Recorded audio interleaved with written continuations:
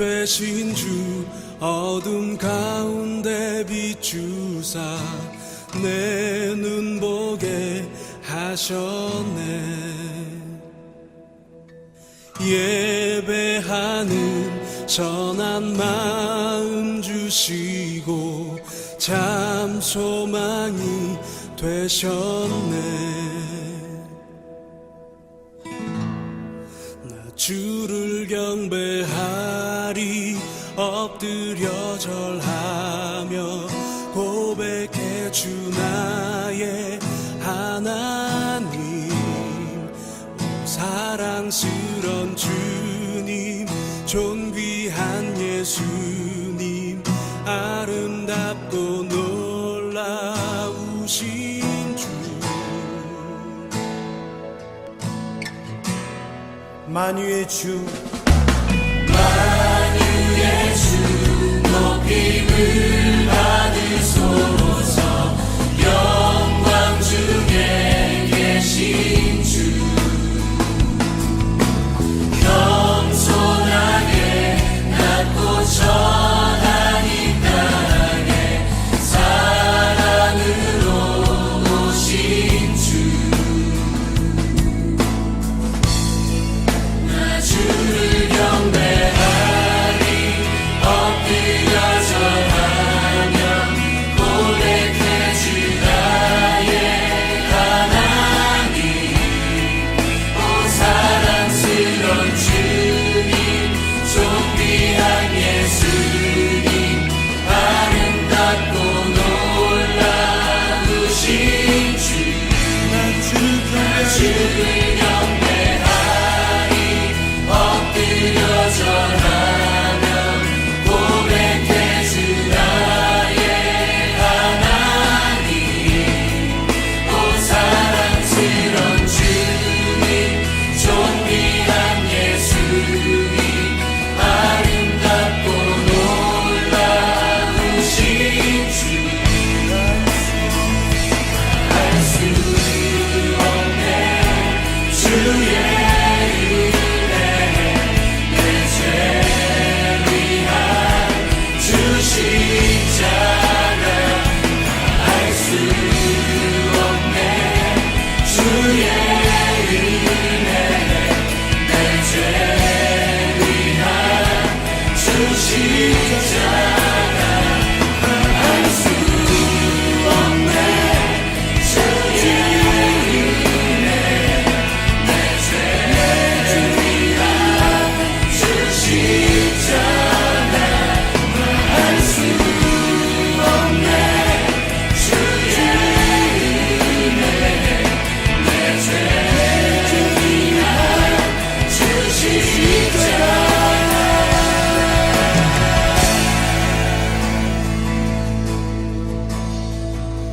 주를 경배하리 엎드려 절하며 고백해 주 나의 하나님.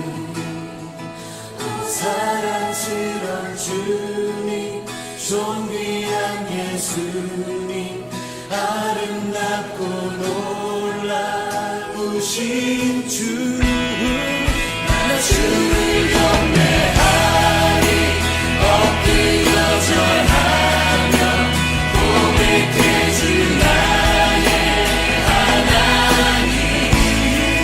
오 사랑스런 주님 존귀한 예수님 아름답고 놀라우신 주. 나 주를 경배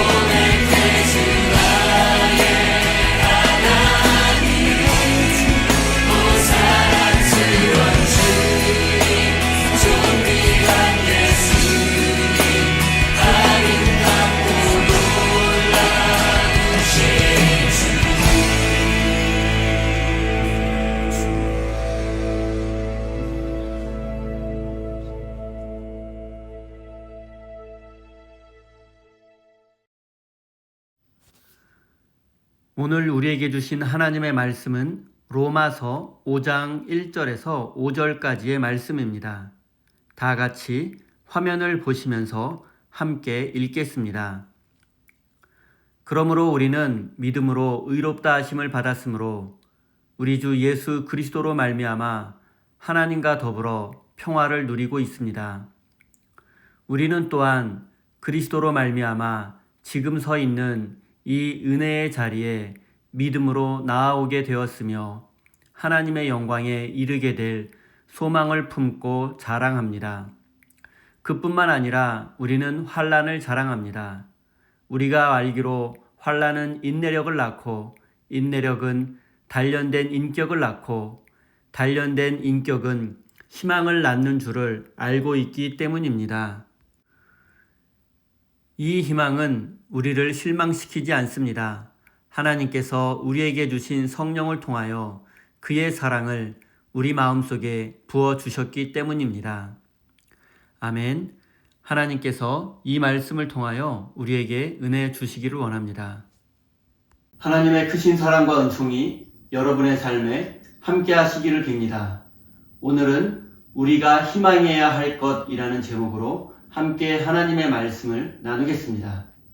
새해가 시작된 지 벌써 열흘이나 지났습니다. 여러분은 지금 무슨 희망으로 살고 계십니까? 여러분의 희망은 무엇입니까? 젊은이들은 좋은 직장이나 아름다운 연인을 만나는 것에 대한 희망이 있을 것입니다. 젊은 부부는 내 집 마련에 대한 꿈이 있을 것이고 주식과 부동산, 암호화폐 등에 투자한 분은 가격이 상승하기를 기대할 것입니다. 어려운 병에 걸려 투병 중이신 분은 속히 회복되기를 바랄 것입니다. 이처럼 사람들은 모두 나름대로의 희망을 안고 살아갑니다. 그런데 우리의 모든 희망이 이루어진다면 그때 과연 우리의 삶이 행복해질 수 있을까요? 우리가 원하고 바라는 모든 소원이 이루어진다면 우리는 정말 행복해질 수 있을까요? 아닙니다. 우리는 그것에 만족하지 못하고 또 다른 것이 이루어지기를 바라며 그것을 위해서 노력할 것입니다. 한 가지가 성취되면 또 다른 걸 희망하는 방식으로 우리는 죽을 때까지 무언가에 매달려 살 것입니다. 이게 바로 인간의 삶이라고 생각하면서 말입니다. 인간은 세상에서 원하는 것이 모두 이루어져도 결코 만족할 수 없는 존재입니다. 왜냐하면 모든 인간은 하나님의 형상을 따라 지음받은 존재이기 때문입니다. 하나님의 형상인 영에 따라서 만들어졌기 때문에 모든 인간은 영적인 존재입니다. 따라서 영적인 존재인 인간은 영적으로 만족하지 않으면 결코 행복해질 수 없습니다. 즉, 하나님과의 관계에서 만족을 얻지 못한다면 다른 그 어떤 것으로도 만족할 수 없다는 뜻입니다. 성경은 삶의 영적인 만족만이 참된 만족이라는 사실을 강조하고 있습니다. 그 참된 만족을 알아야만 행복한 삶을 살 수 있다고 말합니다. 3절, 4절입니다. 그뿐만 아니라 우리는 환난을 자랑합니다. 우리가 알기로 환난은 인내를 낳고 인내력은 단련된 인격을 낳고 단련된 인격은 희망을 낳는 줄을 알고 있기 때문입니다. 사도 바울은 우리가 환난 중에 있으면서도 기뻐할 수 있을 뿐만 아니라 그것을 자랑한다고 말씀합니다. 예수를 믿으면 모든 것이 잘 되고 만사 형통한다는 뜻이 아닙니다. 지금 바울이 말하는 기쁨과 자랑은 자신의 목표가 성취되었기 때문에 주어지는 것이 결코 아닙니다. 바울이 말하는 기쁨과 자랑은 하나님의 영광에 참여할 희망 때문입니다. 앞으로 하나님의 영광에 참여할 것이라는 희망을 가진 사람은 기뻐할 수밖에 없습니다. 그렇다면 하나님의 영광은 무엇을 의미합니까? 하나님의 영광은 예수 그리스도를 통해서 주어지는 영원한 생명, 즉 구원입니다. 하나님의 영광은 죽음을 넘어선 생명입니다. 우리는 언젠가 때가 되면 이 영원한 생명을 누리게 될 것입니다. 그리고 이것이야말로 그리스도인에게 최고의 희망입니다. 이런 희망을 바라며 사는 사람은 당연히 기뻐합니다. 영원한 생명, 즉 하나님의 영광에 참여하게 될 것을 희망하면서 행복할 수 있습니다. 그러나 안타깝게도 그 영광이, 영원한 생명이 아직 우리에게 완성되지는 않았습니다. 우리는 아직 하나님의 영광에 온전히 참여하지는 못했습니다. 우리의 현재의 삶에는 아직 하나님의 영광과 어울리지 않는 많은 요소들이 있습니다. 우리가 아무리 신앙생활을 잘한다고 할지라도 고통은 따라오기 마련입니다. 이것이 기독교인의 실존이며 우리의 현실입니다. 우리는 하나님의 영광에 참여할 것을 희망하면서 기뻐하지만 동시에 삶의 여러 가지 고통을 안고 살아갈 수밖에 없는 존재입니다. 우리가 두 세계 사이에 놓여 있는 것은 사실이지만 우리는 오락가락하며 방황하지는 않습니다. 왜냐하면 현실의 고통도 이미 극복되었기 때문입니다. 바울은 우리가 고통 중에 있지만 기뻐한다고, 또한 삶의 고통을 부끄러워하지 않고 오히려 그 환난을 자랑한다고 말합니다. 그런데 이런 바울의 말씀에 동의하지 않고 고통은 그저 고통일 뿐, 그래서 우리가 피해야 할 대상이지 어떻게 고난 중에 기뻐하며 그 고난이 희망을 낳을 수 있느냐고 말하는 사람도 있습니다. 물론 인생의 고난은 쉽게 극복되지 않습니다. 불치병에 걸렸다든지 불의의 사고로 장애를 입게 되었다든지 믿었던 사람에게 배신을 당하거나 경제적으로 큰 어려움을 겪고 있는 사람에게 하나님의 영광에 참여할 희망을 가지고 기뻐하십시오라고 말한다면 그것이 도움이 되겠습니까? 우리에게 구원에 대한 확신과 천국에 대한 소망이 있어도 이런 현실의 고난은 한순간에 사라지지 않습니다. 중요한 것은 하나님에 대한 신뢰를 잃어버리지 말아야 한다는 사실입니다. 저는 이런 생각을 해보았습니다. 오늘 우리가 하나님의 영광과 구원을 절실하게 생각하지 못하는 이유는 역설적이게도 우리의 삶에 고난이 없기 때문은 아닌가 하는 생각입니다. 이런 사람의 마음에는 이 세상이 이렇게 살기 좋은데 무슨 하나님의 영광이냐라는 생각이 있는 것입니다. 만약 우리에게 이 세상의 모든 것을 포기할 수밖에 없을 정도로 심각한 고난이 있다면 오히려 하나님의 영광과 구원에 대한 희망이 더 강해질 것입니다. 사랑하는 성도 여러분, 우리가 아무리 신앙생활을 열심히 해도 고난이 우리를 피해가지 않을 수도 있고 때로는 심한 병이나 사고를 당해 삶의 나락으로 떨어질 수도 있습니다. 하지만 우리가 하나님을 신뢰하는 한 그 고난 가운데서도 하나님의 영광을 희망하면서 기뻐할 수 있다는 사실을 마음 깊이 새기시기 바랍니다. 5절 말씀입니다. 이 희망은 우리를 실망시키지 않습니다. 하나님께서 우리에게 주신 성령을 통하여 그의 사랑을 우리 마음속에 부어주셨기 때문입니다. 하나님의 영광과 구원을 바라는 희망은 우리를 실망시키지 않습니다. 왜냐하면 성령님께서 우리의 마음속에 하나님의 사랑을 부어주시기 때문입니다. 하나님의 사랑이 우리 마음속에 가득하면 우리는 그 어떤 고통 속에서도 걱정하지 않고 기뻐할 수 있습니다. 그런데 우리가 어떻게 이 하나님의 사랑을 경험할 수 있습니까? 하나님의 사랑은 곧 하나님의 평화입니다. 1절 말씀입니다.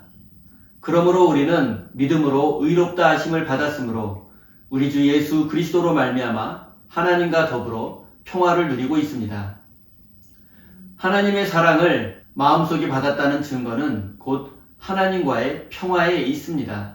만약 우리가 하나님과 평화를 누리게 되었다면 그것이 곧 하나님의 사랑을 받은 증거입니다. 하나님과의 평화는 예수 그리스도를 믿는 믿음으로만 가능합니다.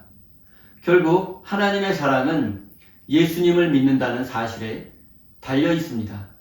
우리의 종교적 업적이나 윤리와 도덕이 아니라 예수 그리스도를 통해서 하나님과 평화를 누린다는 사실을 확실하게 믿는 사람은 하나님의 사랑을 이미 받은 사람입니다.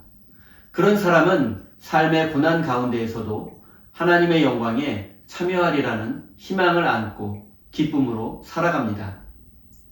사랑하는 성도 여러분, 지금 여러분은 무슨 희망으로 살고 계십니까? 사도 바울은 하나님의 영광에 참여하는 것, 즉 하나님의 구원을 희망하는 것이 우리 삶의 가장 근본적인 희망이 되어야 한다고 말씀합니다. 그 희망만이 우리에게 참된 기쁨을 줄 수 있기 때문입니다. 사랑하는 우리 세임교회 성도 여러분, 지금 여러분이 어떤 상황에 처해 있든지, 지금 여러분의 형편이 어떠하든지 하나님의 구원을 바라보고 희망하십시오. 그리고 그럴 때에 주어지는 하나님의 사랑을 충만히 누리시고 그 사랑의 힘으로 여러분의 삶을 새롭게 만들어가는 참된 하나님의 사람이 되시기를 예수님의 이름으로 축원드립니다. 우리 다 함께 주신 말씀 가슴에 새기며 기도의 자리로 나아가겠습니다.